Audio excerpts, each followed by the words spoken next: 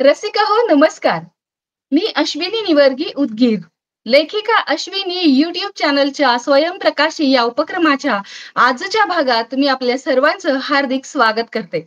या उपक्रमात आपण दरवेळेला विविध क्षेत्रातील मान्यवरांना आमंत्रित करून त्यांची मुलाखत घेत असतो. आज आपल्याकडे आलेले आहेत सुप्रसिद्ध साहित्यिका माननीय वृंदा दिवाण आणि त्या पुण्याहून आपल्याशी जोडल्या गेलेल्या आहेत. मी वृंदाताईंचं मनःपूर्वक स्वागत करते. नमस्कार ताई. आपल्या YouTube धन्यवाद. चॅनलवर तुमचं खूप खूप स्वागत.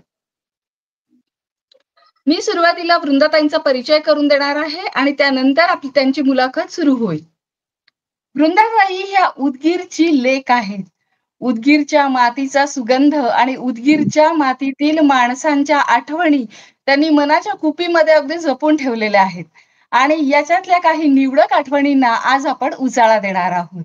त्या सुप्रसिद्ध साहित्यिक आहेत. त्यांनी त्यांनी साहित्यावर मनापासून प्रेम केलेलं आहे.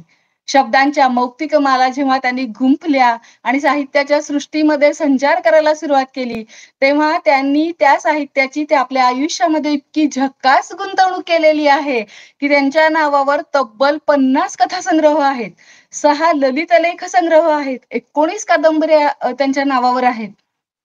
कुमारांसाठी त्यांनी 7 कादंबऱ्या लिहिलेल्या आहेत आणि 15 कथासंग्रह त्यांचे प्रकाशित आहेत आणि शिवाय आताही त्यांचं लेखन चालूच आहे.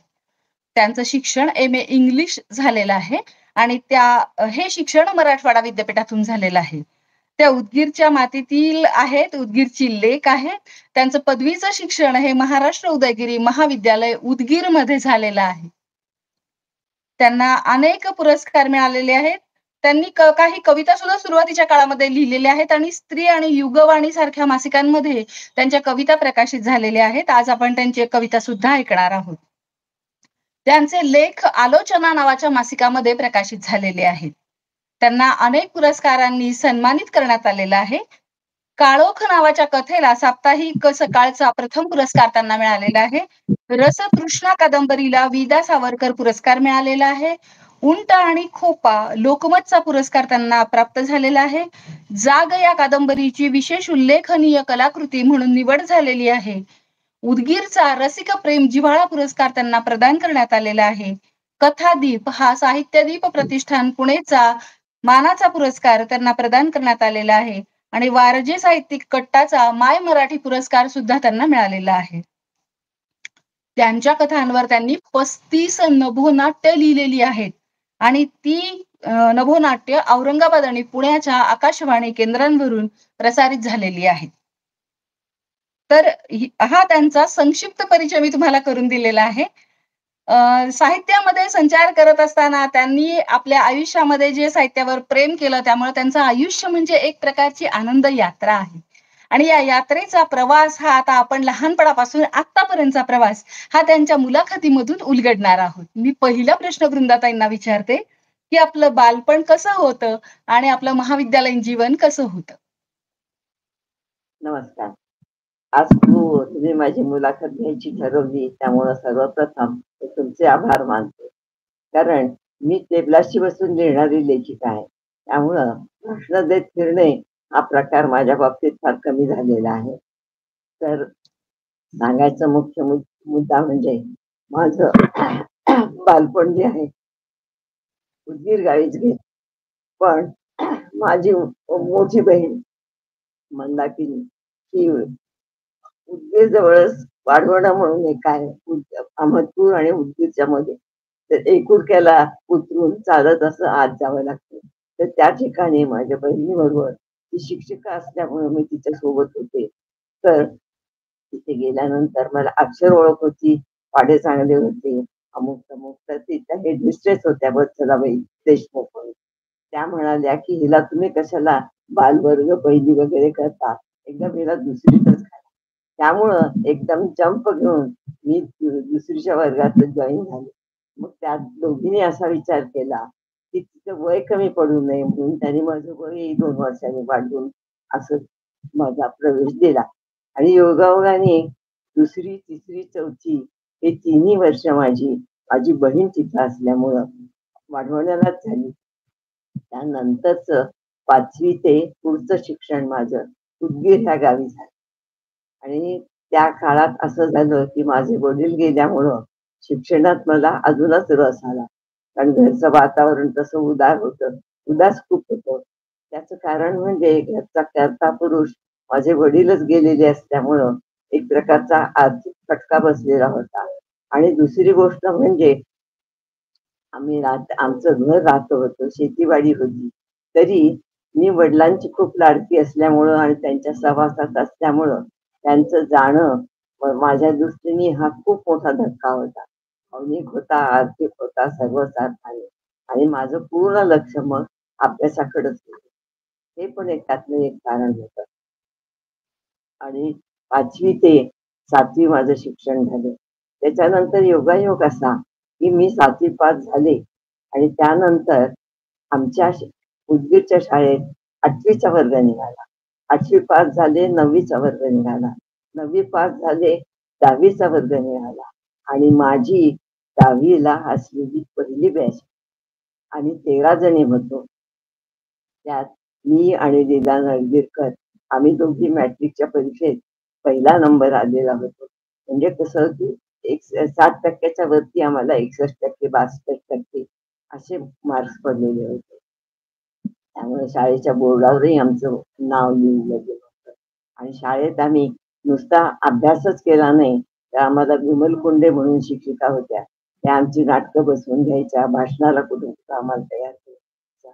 त्या सगळ्यांचा सुद्धा आमच्या एकंदर व्यक्तिमत्वावर, व्यक्तिमत्व हा शब्द आपण आता मानतो किंवा म्हणतो, पण तेव्हा असं काहीही डोक्यात नव्हतं. पण करमणूकही होत होती, काही नवीन शिकायलाही मिळत होतं. असा तो सगळा भाग. 10वी झाल्यानंतर माझ्या मनात एक अशी पोकळी निर्माण झाली, की आता पुढं काय? काय करायचं? शिकायची तरी इच्छा होती. पण सुदैवाने गावात त्याच वर्षी कॉलेज निघालं आणि ती वार्ता माझ्या कानावर आल्यानंतर मी असं ठरवलं, की गावीच आहे तर आपण जाऊन ॲडमिशन घ्यायची. आणि मी कशाचाही काहीही विचार केला नाही. घरी सुद्धा कोणाला सांगितलं नाही आणि सरळ जाऊन संग्राम वाचनालयात सुरू झालेल्या त्या कॉलेजमध्ये जे ऑफिस होतं, तिथे जाऊन मी डोळे सरांना भेटले आणि सरांना स्पष्ट सांगितलं, की "सर, मला वडील नाहीयेत, माझी आर्थिक परिस्थिती चांगली नाहीये, पण मला पुढे शिकायचं." मग सरांनी माझ्याकडे बघितलं आणि सांगितलं, की "तू" त्या दिवशी मला वाटतं बहुतेक शुक्रवार वगैरे काहीतरी होता. मला म्हणाले, "तू सोमवारी ये 10च्या सुमाराला, मग आपण बोलू."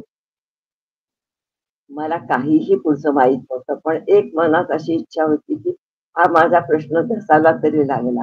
आता ॲडमिशन कशी मिळणार? कॉलेजची फी काय असणार? किंवा वह्या पुस्तकांचा प्रश्न होता.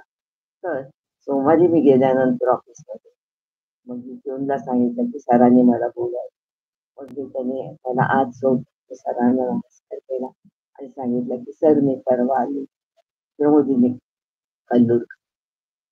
ते म्हणाले, की "थांब एक." तर त्यांनी चपराशाला बोलावून फॉर्म मागून घेतला. 2 फॉर्म मागून घेतले. एक माझ्यापुढे ठेवला आणि एक स्वतःपुढे ठेवला आणि त्या लायब्ररीत बसून त्यांनी एक-एक ओळ सांगून माझ्याकडनं फॉर्म भरून आणि मला मग इथे सही कर, इथे ही माहिती असं सगळं लिहून घेतलं आणि माझी कॉलेजला ॲडमिशन माझी ॲडमिशन झाली ह्या गोष्टीचा आनंद मी फार मोठी काही लढाई जिंकली अशा स्वरूपाचा तो होता. आणि त्या वयातला तो आनंद असा अवर्णनीय होता. पण नंतर असा प्रश्न निर्माण झाला, की फी आणि मग पुस्तकांचं काय करायचं? तर सर म्हणाले, "तू काळजी करू नको. मुलींना शिक्षण फ्री आहे. पुस्तकही तुम्हाला आम्ही कॉलेजमधनं एक-एक सांचे देऊ. दोघी किंवा तिघी मिळून." अशा प्रकारे ते सुरू झालं. पण त्या कॉलेजमध्ये ॲडमिशन घेणारी मी पहिली विद्यार्थिनी होते आणि माझी ही अशी बिकट आर्थिक परिस्थिती होती. पण ती परिस्थिती सरांना सांगताना मी कुठल्याही प्रकारचा संकोच मनात ठेवलेला नव्हता. कारण काय आहे, की सरांनी किंवा कॉलेजने मला काही मदत केली, तर तरच माझं पुढचं शिक्षण होणार आणि सरांनी तेवढंच केलं नाही, तर बी-ए पर्यंत प्रत्येक वर्षी माझी फी भरली आणि ते मला ऑफिसमध्ये बोलावून सांगायचे, की "आज तुझी फी भर." त्याचा मला इतका हां. आनंद होतो, की आज सुद्धा ते मला वडिलांच्या जागीच माझ्या शैक्षणिक ह्याचे पितृत्व त्यांनी स्वीकारलेलं. गंमत अशी, की माझं बघून ही हुशार विद्यार्थिनी जर कॉलेजला जाते, तर आपल्या मुली का जात नाहीत म्हणून पालकांनी मग त्यांच्याही मुली पाठवल्या आणि असं होता होता आम्ही 13 जण एक करून सगळ्यांनी ऍडमिशन घेतली आणि मग आमचा हळूहळू हा सगळा ग्रुप BA पर्यंत असा होता. BA झालं. BA झाल्यानंतर पुन्हा एक खूप मोठी पोकळी अशी निर्माण झाली, की आता पुन्हा काय? मग सर म्हणाले, की "तू युनिव्हर्सिटीत जा.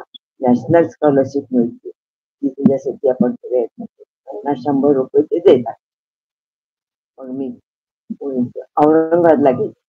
तिथे एक मुलगी मला भेटली. आम्ही दोघींनी मिळून मग युनिव्हर्सिटीत गेलो. ते सगळे प्रयत्न केले आणि इकडून सरांनी तेव्हा काही असे फोन आत्तासारखे करता येत नव्हते.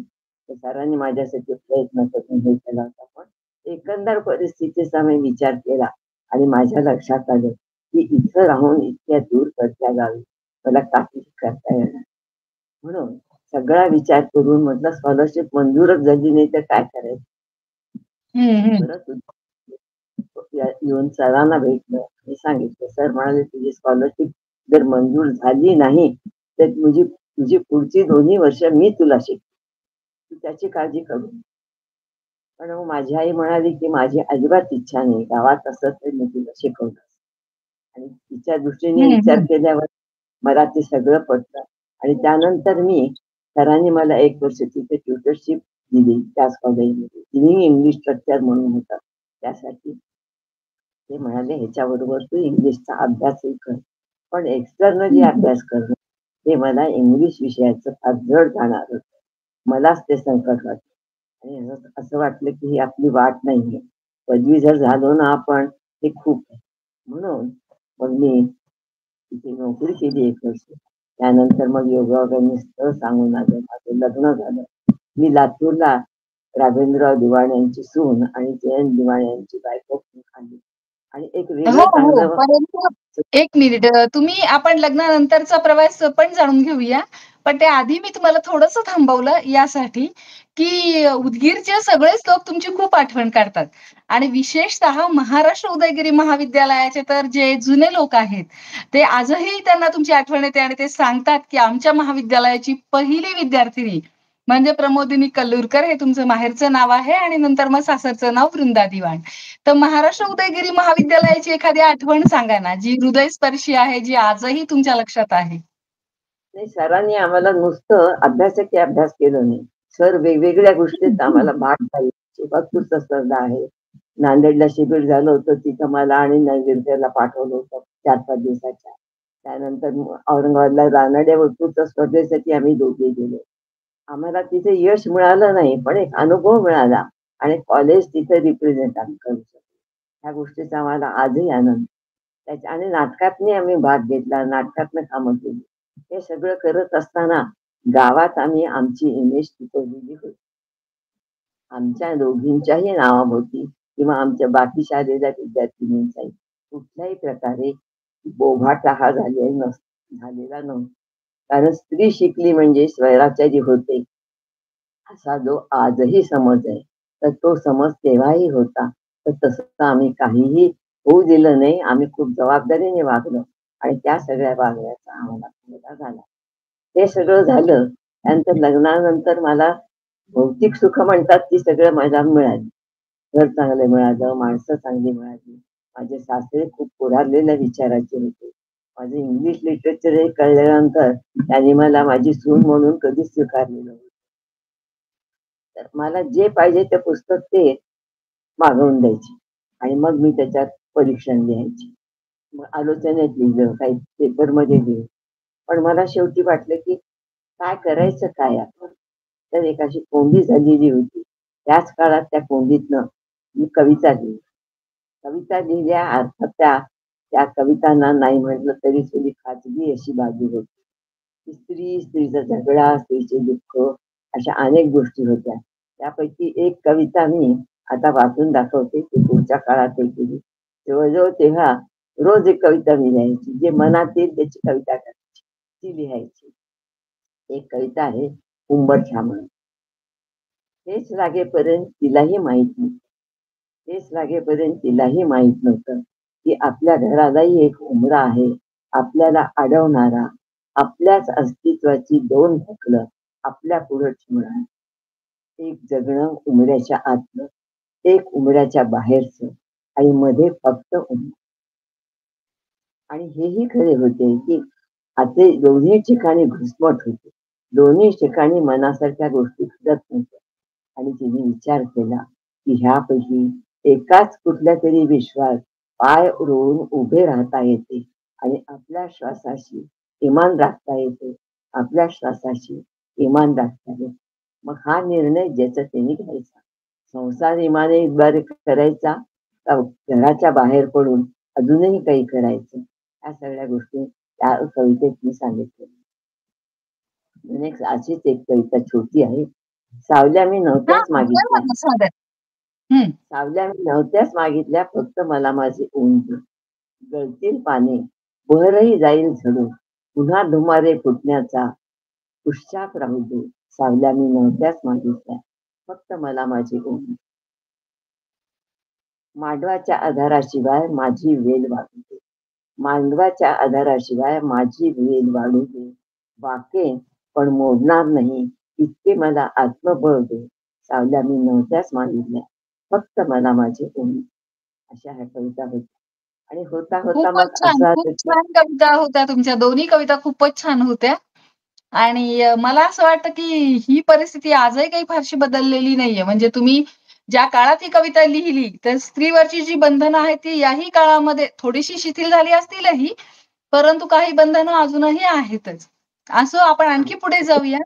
ती ओलांडून जाता येत नाही, कारण ती मजबुरी असते. हो, पण मी जे म्हटलं ना की उंबऱ्यावरच उभं राहू, आपल्या श्वासाशी इमान राखता येत. हो, ही त्यातली सत्य परिस्थिती. हो, हो. की तो तुम्ही कुठेतरी नाटकात एका सुद्धा काम केलेलं आहे. बोला शिरीष काय पै म्हणत. लिखित हा खेळ सावल यांचा. शिरीष पै लिखित हा खेळ सावल यांचा या नाटकात तुम्ही काम केलं, त्याची आठवण सांगा ना. तीच सांगते की ती कादंबरी मी हां. वाचली होती. मला आठवतं कुठल्या तरी दिवाळी अंकात दीपावली का मौज माहित नाही. पण ती काळोखाचे अंग म्हणून ए. व्ही. जोशींची कादंबरी होती. आणि त्या कादंबरीवर शिरीष पैंनी नाटक लिहिलं होतं, हा खेळ सावल्यांचा. आणि त्या नाटकातली जी 4 पात्र होती, म्हणजे 4 मित्र होते. तर ते तिघं मित्र आणि दोघी मैत्रिणी असं मिळून माणसांच्या प्रवृत्ती त्यातनं रिप्रेझेंट केलेल्या होत्या. अशा प्रकारचं ते नाटक होतं. आणि ते नाटक व्यावसायिक दृष्टी खूप चाललं. आणि आम्ही ते नाटक स्पर्धेला बसवलं तेव्हा शिरीष बहिणी आम्हाला त्यांचा पूर्ण सेट आणि हृदयनाथ मंगेशकरनी तयार केलेलं पूर्ण म्युझिक आम्हाला दिलं. स्पर्धेत आमचं ते फायनलला दुसरं नाटक आलं. मला आणि माझ्या मिस्टरांना अभिनयाची पारितोषिकं मिळाली. इतका हा त्याचा महत्वाचा भाग. दुसरं म्हणजे त्या मधल्या काळात मी जे अनुभवलं, की लग्नाच्या अगोदर नाटकात काम करणं किंवा भाषणं देणं हे जेवढं सोपं होतं, कारण माझ्यावर घराची काहीच जबाबदारी नव्हती. पण जेव्हा मी नाटकात काम केलं होतं, तेव्हा मला एक मुलगा झालेला होता. आणि त्याला घरी ठेवून नाटकाच्या प्रॅक्टिसला जाताना माझा जो जीव तुटत होता, तो एका आईचा होता. तिथे मी काहीही शिकलेली अशी स्त्री नव्हती. म्हणून मीच निर्णय घेतला की ह्यापुढं दोघांनी नाटकात काम करायचं नाही. पण मी यांना स्पष्टपणे सांगितलं की ह्याचा अर्थ तुम्ही काम करायचं असं नाही. तुम्ही काम करा, मी तुम्हाला संपूर्ण असा पाठिंबा देईन. अशा प्रकारे आमच्या त्या गोष्टी झाल्या आणि आमचं जीवन असं सुरू झालं. मग यांना प्रमोशन मिळाल्यावर आम्ही औरंगाबादला आलो. औरंगाबादला नंतर तिथं आमचं लातूरचं घर खूप मोठं होतं. माझे सासरे खासदार असल्यामुळं खूप घरात राबता होता, हे होता, तिथं शक्यच नव्हतं. पण तिथं एक गोष्ट घडली होती, की आमच्या घरी योगिनी जवळकर एकदा आल्या होत्या. तर तेव्हा मग कौतुकाने असं सांगितलं गेलं, की माझी सून कविता करते वगैरे. तर त्या मला म्हणाल्या, की म्हणा तुमची कविता. मग मी वाट परतीची माझी नसते, वाट परतीची माझी मिळते, अशी एक कविता त्यांना म्हणून दाखवली. तर तिची नुकतीच स्त्री मासिकाला लिहिली होती. तर त्यांनी सांगितलं, की स्त्री मासिकात कविता येणं ही काही साधी गोष्ट नाही. तुम्ही लिहित राहा. आणि ते माझ्या माझ्या सासूबाई पण सोशल वर्कर होत्या. त्यामुळं मला कधीच ह्या गोष्टीचा त्रास झाला नाही, की मी कुठं भाषणाला जाणार, कार्यक्रमाला जाणार, तर त्यांनी कसलाही विरोध केला नाही. त्या म्हणायच्या, "तू शिकलेली आहेस ना, बुद्धिमान बायकांनी केवळ संसार एके संसार करायचा नाही. आपल्यात जे टॅलेंट आहे, तर त्याचा आपण उपयोग करायचा." आणि अशा दृष्टीने मला सगळा सपोर्ट मिळाला. पण मग मी औरंगाबादला आल्यानंतर मला पुन्हा असा प्रश्न पडला, की इथं घर छोटं, मुलगा लहान, मग काय करायचं? 2 मुलं होती मला तेव्हा.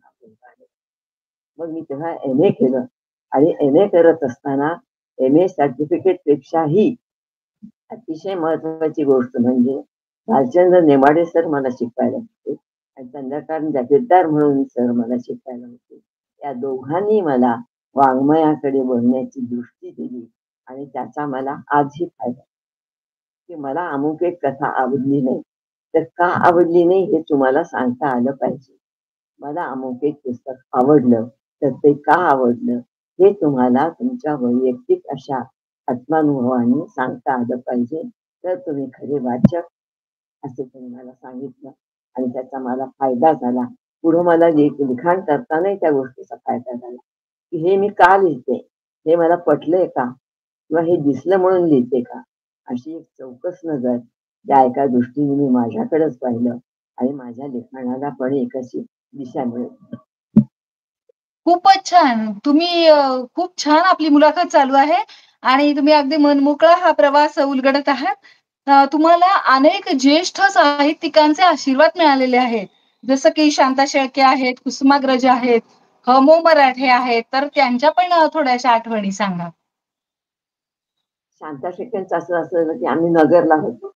नगरला होतो तेव्हा तिथं त्यांचे असे बरेच चाहते म्हणा किंवा हे म्हणा त्यांच्या ग्रुपमध्ये होते. त्यात अरुण शेळके होते, रवींद्र चव्हाण म्हणून होते, असे बरेच जण. संजीवनी फौज म्हणून एक अशी कविता लिहिणारी चांगली उभारीची अशी कवयित्री होती आणि तेव्हा मी पण कविता करत होते. तर मग त्या 2-3 वेळा त्यांच्या आमच्या भेटी झाल्या. तर त्या प्रत्येक वेळेला कविताची मैफल व्हायची. मग वेगवेगळे विषय घेऊन आम्ही कविता लिहायचो, सादर करायचो. त्या सुमारास मला असा एक अनुभव आला की जो मला कवितेत मांडूनही मला समाधान मिळेना. त्याच्यावर मी लेख लिहिला तरीही मला समाधान होईना. मग मी काही काळ पुन्हा विचार केला आणि तो अनुभव तर मला स्वस्थ बसू देत नव्हता. मग त्याच्या शेवटी मी कथा लिहिली आणि ती कथा दंडना मासिकाला पाठवली आणि घरात मी कुणालाही सांगितलं नाही. ती 100% परत येणार असा माझा होरा होता स्वतःचा. पण मी ती मनापासून लिहिली होती. ते माझं मलाही मी साक्षी ठेवून सांगते. आणि गंमत अशी की 2 महिन्यात ती कविता आली. कथा प्रकाशित होऊन आली, तोल ह्या नावाची आणि तिला ₹50 मानधन पण मिळालं. ही गोष्ट मला इतकी छान वाटली, की तुझ्या सिमसमसाठी मला एक नवीन द्वार असं उघडले आणि मग मी कथेकडे जी वळले, ते अजूनही मी कथा लिहिते. मी माझ्या कथेची नंतर दीर्घकथा झाली. दीर्घकथेनंतर काही समीक्षकांनी मला सांगितलं, शंकर सारळा, अजून काही लोकांनी, की तुम्ही तुमच्या कथेत कादंबरीची बीजे आहेत आणि तुम्ही कादंबरी लिहा. तर त्यालाही मला म्हणजे 8-10 वर्षाचा काळ जावा लागला. तेव्हा कुठं मला आत्मविश्वास आला आणि मी कादंबरी लिहिली. ती रसतृष्णा कादंबरी. तिला पुरस्कार मिळाला. एका कलावंताच्या जीवनावरची कादंबरी आहे ती. नाटक करत असलेला नाटक करून घरी बसतो तब्येतीच्या कारणाने आणि त्याच्यावर त्याचा काय परिणाम होतो आणि पुन्हा तो कसा नाटकासाठी घरात बाहेर पडतो. अशी ती कादंबरीची कथा होती. एका कलावंताच्या जीवनावरती आणि कुसुमाग्रजांना जेव्हा आम्ही भेटायला गेलो नाशिकला, तेव्हा माझ्या हातात माझी ही कादंबरी होती. या गोष्टीचा मलाच खूप आनंद झाला. मग मी त्यांना ती कादंबरी दिली. आम्ही नमस्कार केला त्यांना. ते बाहेर निघाले होते, पण आम्ही औरंगाबादहून तुम्हाला भेटायला आलो म्हटल्यानंतर एका क्षणाचाही विलंब न करता त्यांच्याबरोबरच्या लोकांनी त्यांनी सांगितलं, की मला 15-20 मिनिटं द्या. हे लोक खास मला औरंगाबादहून भेटायला आले. तर मी नंतर येते. आणि त्या माणसाने समजून घेतलं आणि जवळ-जवळ 1 तास ते आमच्याशी बोलले. त्यांच्या दूरच्या जेव्हा नाटकात माझ्या मिस्टरांनी काम केलेलं होतं, त्याचाही उल्लेख केला. तर त्यांनी मला एक तेव्हा प्रश्न विचारला होता, की "तुम्ही लिहिता हे खरंच आहे, हे चांगलंच आहे. पण तुम्ही काही समाजकार्य करता." तेव्हा मला प्रश्न पडला, की मी एक साधी गृहिणी आत्ता कुठं धडपड करून मी माझी वाट शोधते. तिचं समाजकार्य कुठे आणि काय? आपल्या घरातल्या मोलकरीणींना मदत करणं हे काही फार मोठं समाजकार्य नाही. त्याचा फायदा मलाही होत असतो. तर मग मी त्याच्यानंतर विचार केला आणि माझ्याच क्षेत्रातल्या लोकांना मी आजपर्यंत 8-10 जणांना माझं नाव सांगून प्रकाशात आणलं. त्यांचं लिखाण प्रकाशित झालं. त्या गोष्टीचं मला अच्छा. समाधान आहे. हां. ही गोष्ट मला ह्याची जाणीव उस्मानाबादांनी दिली. ते मला म्हणाले, की आपल्याला शक्य आहे ते आपण करावं. घर सोडूनच जाऊन कार्य केलं पाहिजे असं नाही. तर त्या दृष्टीने मी बऱ्याच जणांना अशा आश्वासक शब्द दिला आणि योगायोगाने माझ्या प्रकाशकांनी त्यांची ही पुस्तकं काढली. त्यानंतर मला जेव्हा साहित्यदीपचा पुरस्कार मिळाला मराठीच्या हस्ते, तेव्हा त्यांना मग काही पुस्तकं मी दिली. माझ्या काही कथा त्यांना अतिशय आवडल्या आणि त्यावेळी त्यांनी सांगितलं, की ही सशक्त कथाविजय असलेली लेखिका अजून कशी समक्षकाच्या लक्षात त्याला नाईलाज होता. त्याला मी काय करणार? मला माझा शक्य आहे ते प्रयत्न करत त्याहीपेक्षा मी माझ्या लिखाणाशी कायम प्रामाणिक राहिले. हा माझ्या दृष्टीने फार मोठा अमुक एक लिहिल्याचा मला कधीही पश्चाताप झाला. आणि दुसरी गोष्ट म्हणजे की मला कोणी काही म्हटलं तर मी ते फार मनावर घेत नाही. त्याचा वेळ विचार करते साधक बुद्धीने, की हे बरोबर आहे का चुकीचं आहे, माझं खरंच काही चुकलं. पण मी त्यामुळं कधी नर्व्हसही होत नाही आणि अतिउत्साही पण होत नाही. मला जे करायचं ते मी केलं. अजून इथे एक मला मुद्दा सांगायचा आहे, की अं, माझं जे आयुष्य असं उद्गीरसारख्या गावी गेलं. जे शहरही नव्हतं आणि खेडही नव्हतं. अशा ठिकाणी गेल्यामुळं मी खेड्यातल्या माणसाच्या जीवनाशी निगडीत आहे. ते जीवन मला जवळून बघता आलं. त्याचबरोबर नंतरचं उर्वरित आयुष्य औरंगाबाद, पुणे, नगर अशा वेगवेगळ्या ठिकाणी गेलं. तिथेही मला चांगला अनुभव आला. त्याचाही बेस माझ्या कथा लिहिण्यासाठी. दुसरं म्हणजे माझ्या दोन्ही मुली आय-टी क्षेत्रात आहेत. त्यांचे अनुभव त्या सांगतात आणि त्यातनं मला आजची स्त्री, तिचे प्रश्न हे सुद्धा जवळून कळले आणि त्यावरून सुद्धा मी खूप कथा लिहिलेल्या आहेत. तर अशा तऱ्हेने जीवनाला चहूकडून भिडणं, जीवन समजावून घेणं. परवा मी हिची किशोरी आमोणकरची मुलाखत बघत होते. त्यात तिनं लिहिलं होतं, की तुम्ही जीवनाशी प्रामाणिक राहा. जीवन म्हणजे काय? तर माणसाच्या जगण्याशी प्रामाणिक. कुठलीही कला, चित्रकला, गाणं, नृत्य काहीही असेल, शेवटी माणसाशी येऊन थांबते आणि माणसाच्या संबंधातनं तिचा आविष्कार होतो, तिला पूर्णत्व मिळतं, तिला एक सूचकता मिळते. म्हणून माणूस हा महत्वाचा आहे. मग तो साहित्यात असो, कवितेत असो, चित्रात असो, नृत्यात असो किंवा अजून कुठल्या कलेत.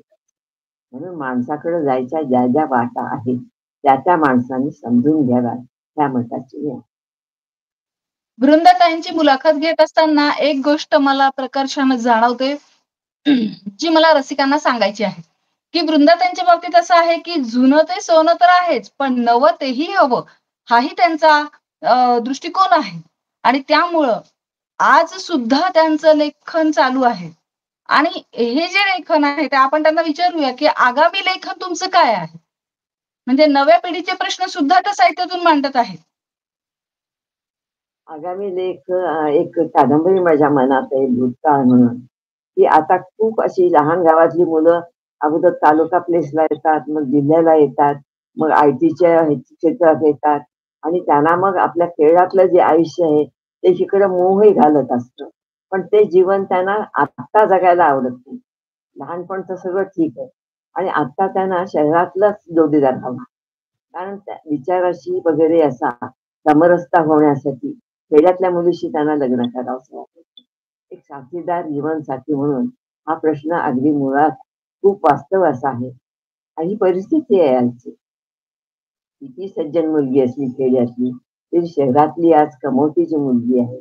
शहरात बघितलेली जी मुलगी आहे, आता जे डिजिटल वर्ल्ड आहे त्याच्याशी परिचय असलेली जी मुलगी आहे, त्या मुलीची त्यांनी निवड करणे हे सर्वार्थाने योग्य आहे. पण तिच्या काही गोष्टी माणूस म्हणून त्यांना पटत नाही आणि ह्या दोन्हीचा झगडा ह्यांचा मी माझ्या भूतकाळ या कादंबरीतनं मांडणार आहे. तर सध्या तोच विचार माझ्या डोक्यात चालू आहे. माझ्या आवडीचा अजून एक ललित प्रकार मी ललित लेखन खूप केलेलं आहे. जे वैचारिक लेखन मुळीच नाही. काही अनुभव असे असतात, की जे कथेत मावत नाही. कारण कथेतला हं. अनुभव हा माझाही नसतो. कुणाचा तरी तिसऱ्याचा अनुभव असतो. तो मला जाणवून गेलेला असतो आणि त्याला मी माझ्या दृष्टिकोनातनं सुरुवात, मध्य आणि शेवट असा एक फॉर्म दिलेला असतो. मग त्याची कथा होते, मग त्याची कादंबरी होते. असा तो प्रवास आहे. आणि त्या प्रवासात मी त्याच्यासोबत असतेही आणि नसतेही. जसं म्हणतात ना, की मूल हे आईचं असतंही आणि त्याचं ते स्वतंत्रही असतं. ते आईची प्रतिकृती म्हणजे मूल नसतं. तसंच हे आहे. तर त्या प्रकारेच अशा सगळ्या ह्याच्यातनं हे ललित लेखातले जे विषय आहेत, तर ते तुम्हाला जीवनाचं तुम्ही केलेलं मुक्त चिंतन आणि ते मुक्त चिंतन कुठे तुम्हाला कसं जाणवेल ह्याला तसा काहीही ऋणानुबंध नाही. कुठं तुम्हाला त्याचं बीज मिळेल, कुठं फुलेल ते माहीत नाही. इंदा करंदीकर, त्याच्यानंतर श्रीनिवास कुलकर्णी अशा कितीतरी लोकांनी अगदी सकस असं ललित लेखन केलं. त्यात फक्त जीवनानुभव टिकलेला आहे. त्यात कुठलं कथानक नाही. त्यात कुठल्या अशा प्रकारे बंध असा तुम्ही म्हणू शकत नाही. त्याला मर्यादाही नाही.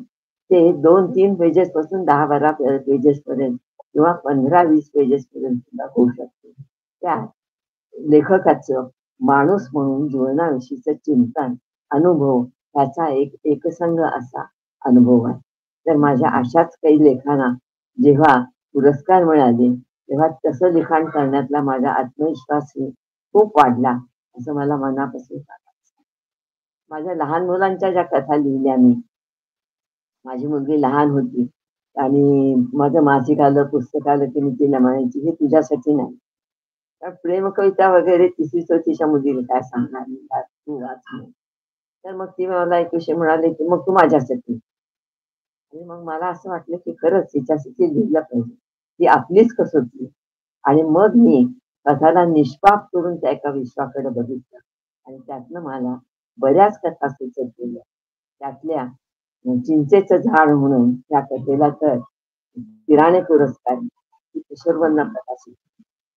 त्यातला विषय असा आहे, की शाळेतलं झाड वर्ग वाढायचे म्हणून तोडायचं असतं आणि ते तोडण्यासाठी सगळी मुलं बंड करून उठतात, की ते झाड तोडायचं नाही. पण ते म्हणतात ते काही चिंचेच्या झाडाची फार मोठी सावली नाही आणि तुम्हाला आम्हाला वर्ग वाढवायचे आहे, तर आम्हाला हे झाड तोडा. तर मुलं म्हणतात, की आम्हाला चिंचेचं झाड पाहिजे. कुठलंच झाड तोडायचं नाही आणि तुम्ही जर झाड तोडलं तर आम्ही वर्गातच येणार नाही. अशी ती मुलं बंड करतात. म्हणून चिंचेचं झाड वाढत नाही. दुसऱ्याच बाजूने वर्ग वाढतात. अशी ती कथा आहे आणि ती पर्यावरणाशी निगडीत अशी. आपण मुलांना बाटलीभर पाणी रोज शाळेत जाताना देतो.